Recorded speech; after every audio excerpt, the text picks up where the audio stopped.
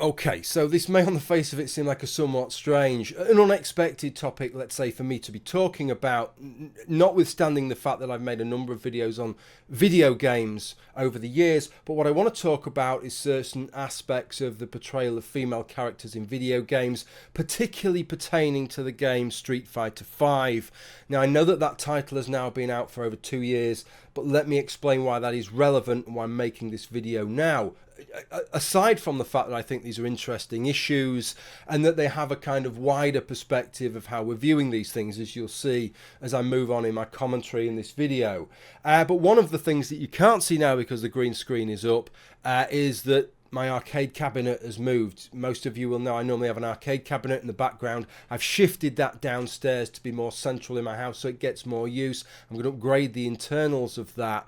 I know it's going to be running Street Fighter V, so I've had some involvement in that game and setting that game up and getting it all ready with all the different characters and outfits and everything ready for when I transpose it downstairs into that new machine. The second thing is that some of the things that I'm going to be talking about, such as what's called breast physics within games and the kind of outfits that female characters are wearing, are things that are still being discussed now, both with Street Fighter V and with other titles. It was only about a week ago now that the makers of the game Fortnite, Epic Games, issued an apology for having embarrassingly dared to have some realistic movement of the breasts of one of the female characters, Calamity, rather than representing her breasts as if they were two cricket balls super glued onto her chest. It was only yesterday, less than 12 hours ago, Kotaku published an article about Street Fighter V bemoaning the fact, in fact, that Cammy, one of the characters within the game, always wears a leotard. So these are still issues that are very much ongoing now. What I want to talk about specifically with regard to this is the issue of what is called breast physics or boob physics, and the really bizarre and almost hypocritical way in which people are dealing with that issue. The next thing is the business of sexualized costumes. In both cases, I'm going to be talking largely about Street Fighter V, but it does apply to other games. Then I want to discuss some of the areas where maybe Street Fighter V is sexist, where I think there is some grounds for complaint. Then I'll give you a little bit of a summary. Okay, so let's start on the breast physics. Great subject to research, that.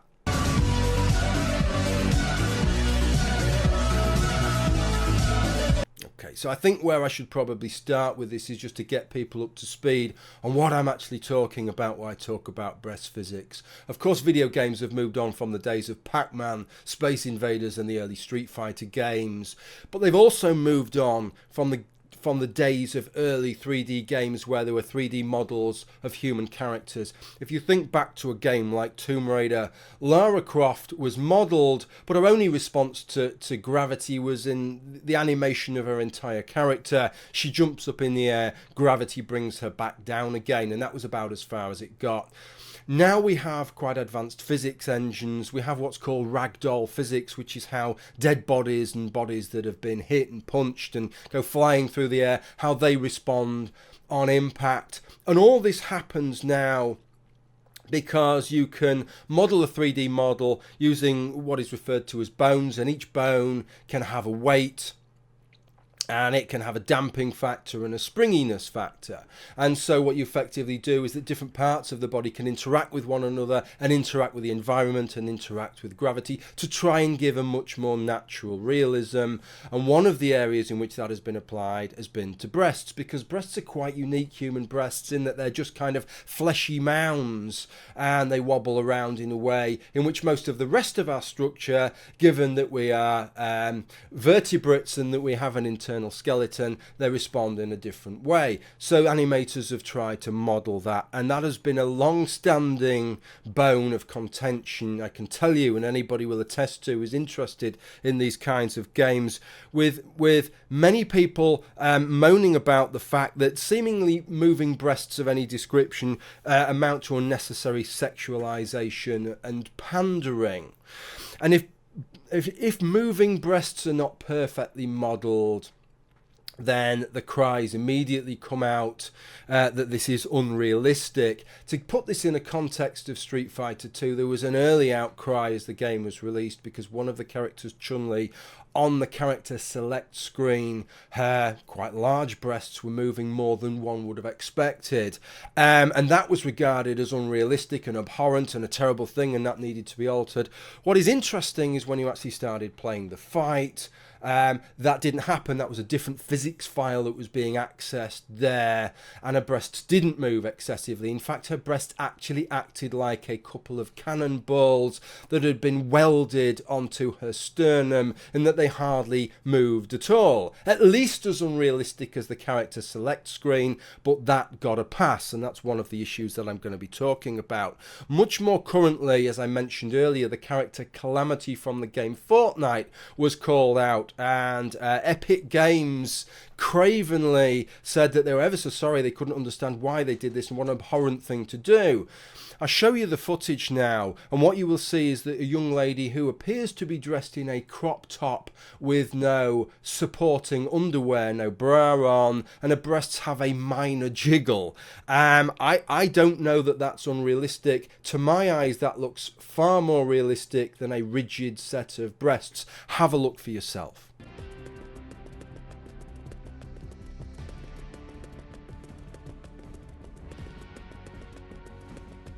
Okay, so you can draw your own conclusions as to how realistic that was. But it seems strange to me that the business of realism is really such a big issue. It doesn't seem to be in any other capacity. It's like all of a sudden, once breasts are involved, then the issue of realism is of paramount importance.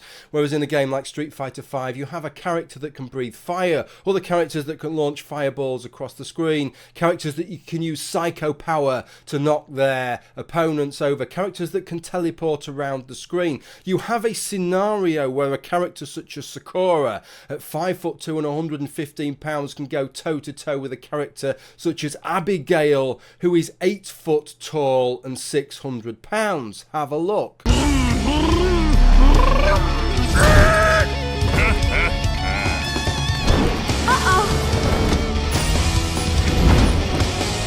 to meet you. Round 1. Fight!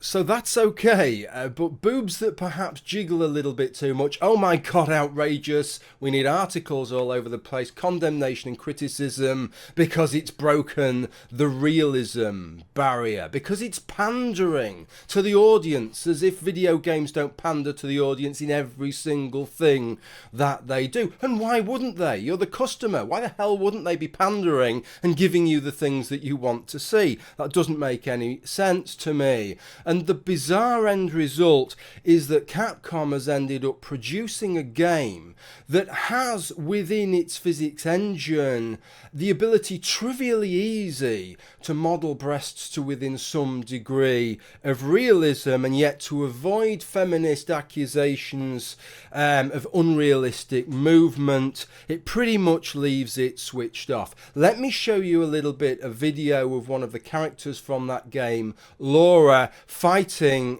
with herself, not in the way that tramps on the street fight with themselves, but by selecting the same character in two of her stock outfits.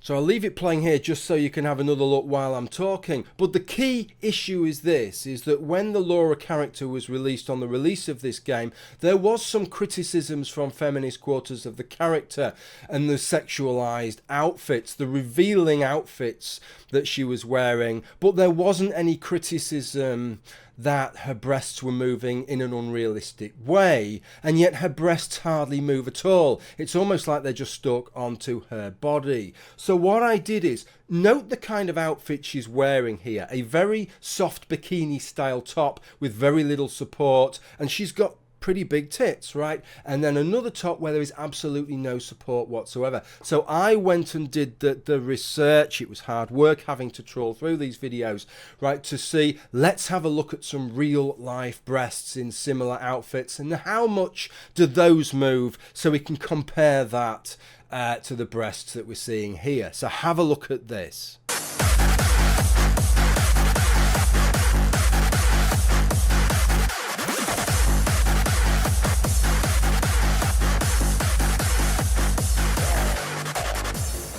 So I apologise for stopping it there, because I realise that probably most of you could have stood with watching that for a little bit longer, but we do need to get on with the video.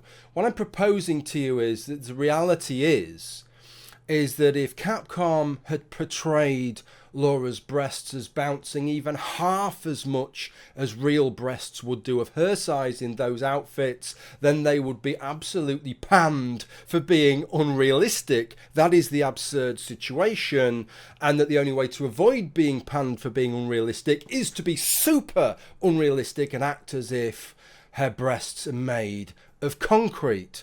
Quite honestly. And that is why they have done what they have done. It's not because the physics engine won't do it, or because it's just too much work and they just don't have the resources to do it. And to prove that, let me show you a mod file that was created by one amateur individual that just used the physics engine that is already in place just to provide some physics animation for Laura's breasts. So let me give you a screen-by-screen comparison of the original and the modded version, and you decide which one looks most like those real breasts.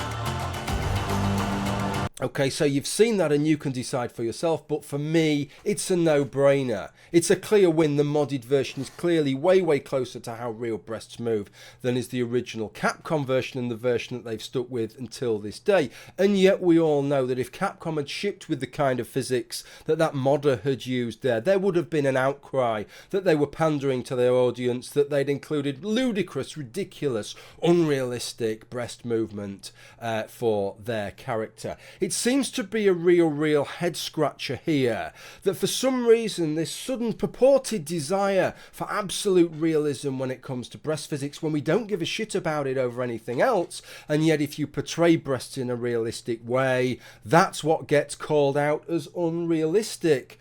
But more than that is that it doesn't even seem to fit in with the usual feminist concern, which is unattainable beauty standards for women. And this is the real point that I want to make here.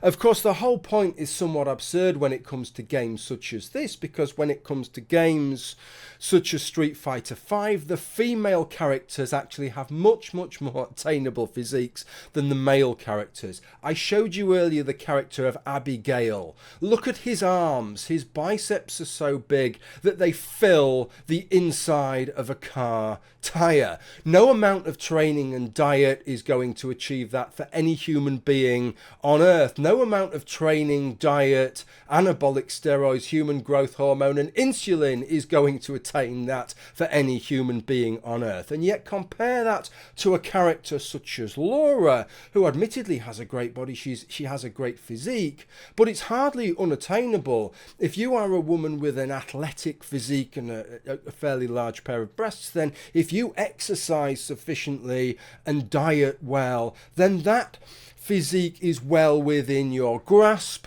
Well within your grasp apart from one aspect, and the one aspect is the concrete tits that Capcom has had to stick on her body so they don't have accusations of unrealistic breast movement. And this is just what seems baffling to me, that unattainable concrete tits get a free pass, and yet any attempt to model large breasts to move, something approximating real life large breasts, is seen as sexist. It just seems like a total mixed message, that what we're saying is try and portray women realistically and attainably so as not to pressurize young women by setting aspirational standards that are out of their reach, except for where breasts are concerned, where the only acceptable thing to do is to portray them in a way that is absolutely out of reach and unattainable. It just doesn't make any sense. Okay,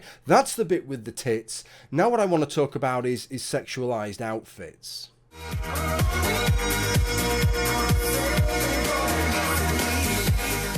So I mentioned at the start of the video that only 12 hours ago, in fact, Kotaku had once again moaned about the fact that the character Cammy only wears a kind of leotard to fight in, and that this is both unrealistic, as if most of the outfits that the characters wear aren't unrealistic, but that it's also sexual and sexualizing. And this is the complaint, really, that effectively the female characters are wearing sexualized clothing and revealing clothing way more than the male characters. And of course, for a lot of these people, it's a simple thing. It's just assumed that sexual equals sexist equals misogynist. So if Capcom are dressing up the female characters in these sexual ways, then that shows there's some kind of contempt or dislike for women generally for them to have been doing that. But honestly, this really doesn't make any sense to me. With regards specifically to this game, for example, and these kinds of games,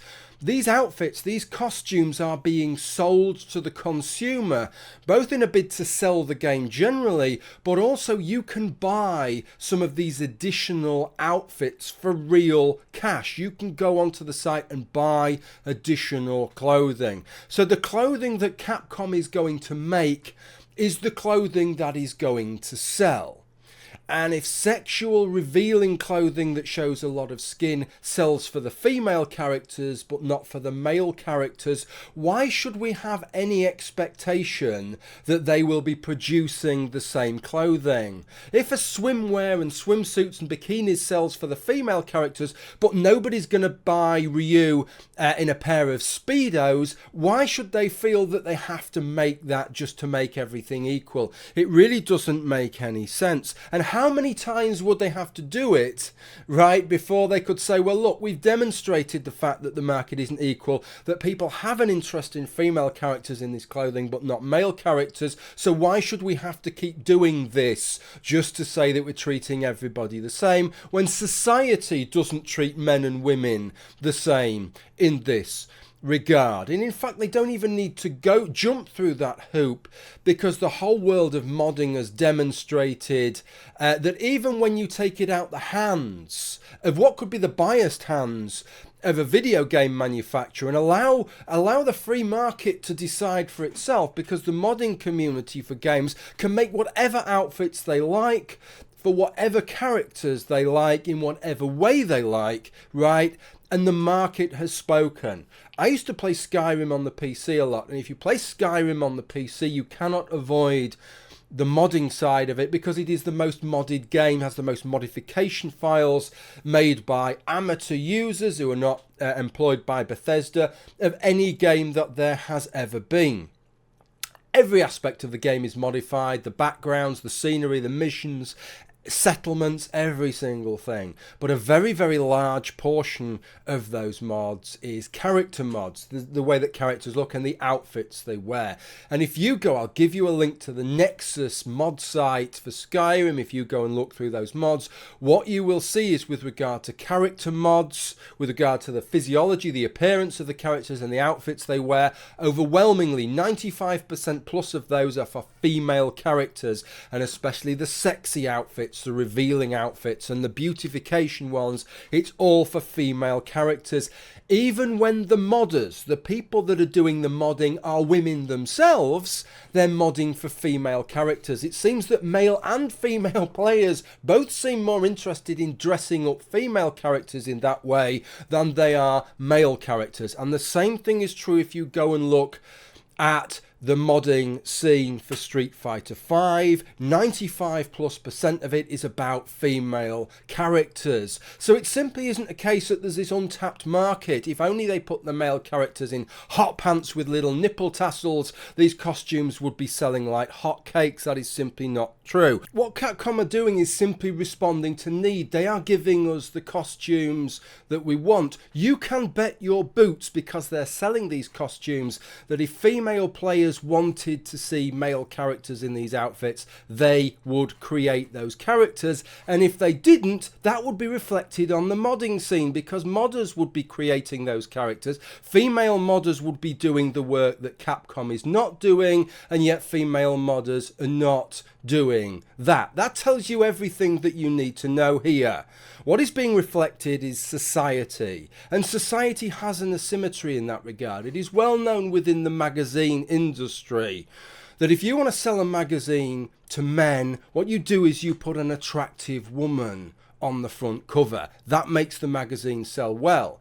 If you want to sell a magazine to women, what you do is you put an attractive woman on the cover, and that is what sells well. That asymmetry just exists. If you don't believe me, go out on a Saturday night and have a look what men are wearing and what women are wearing to try and appeal to the opposite sex, or to try and impress their friends. And what you will see is that women are showing far more flesh than men are. It's a simple rule that if you take an attractive woman and she goes out in a little crop top and a pair of hot pants, her friends, some of whom might be jealous of how she looks, will tell her she looks sensational, and the men will hardly be able to take their eyes off her. If an attractive man goes out in a crop top and a pair of hot pants, he will not only be ridiculed by his friends, but he won't attract very many women. Women aren't interested in seeing that either. They want to see a guy dressed well. Of course they do. But for them, for most women, a guy dressed well isn't a guy showing off a load of flesh. So if there is that asymmetry within our society generally, and it's in the heads of men and women, why on earth would not games manufacturers be mirroring that exact symmetry? And why would we regard it as sexist when they do, and start banging on the table and demanding that if you're going to show sexual revealing outfits for female characters, then you have to do the same for male characters? The fact is that for a lot of women, some of the powerful, well-dressed outfits that the male characters wear are sexy outfits for men. They just don't show as much flesh. So putting all of that to one side, and the accusations of sexism or sexist portrayal of women to one side, because I didn't buy any of that. But I wanted to just give you my experiences of playing Street Fighter V recently, because I picked the game up, as I said, because I want to prepare it for my arcade cabinet. There were a couple of grounds which did make me feel a little bit uneasy, and thought, yeah, you could maybe make a case that the game is being a little bit sexist and unreasonably asymmetric in its portrayal of female characters. And these were the two grounds. The first is that playing through the character stories for the male and female characters, for the male characters, the stories always seem to focus on something other than attracting women, whereas for some of the female characters, especially the younger female characters, I know this sort of chimes in with Japanese culture, right? And this is the kind of thing that they do, but the young female characters were very much just idolizing male characters, and it just seemed that all they were interested in, it was just an infatuation with getting a boyfriend and attracting a man or a male character. And sure, that is what young girls are like in real life, but it's also what young boys are like in real life. They didn't feel the need to do that with the male characters, and all the male characters therefore seem to have a little bit more depth, the kind of depth that the more well-developed, more well-known female characters had. But some of the female characters like Ibuki and Sakura, just effectively they were giggling young girls who were just interested in attracting boys. I found that a little bit shallow, and that made me wince a little bit, I suppose, from my Western perspectives. The second thing was the nature of all the female characters as well. At present, at the end of Season 3, there are 34 characters within the game. There's 16 original characters and then 3 more blocks of 6 characters to give 34 characters within the game. 11 of those characters were female. Now, what was interesting is, although most of the male characters were attractive, there are some older male characters. There are some ugly male characters, quite honestly. There are obese male characters.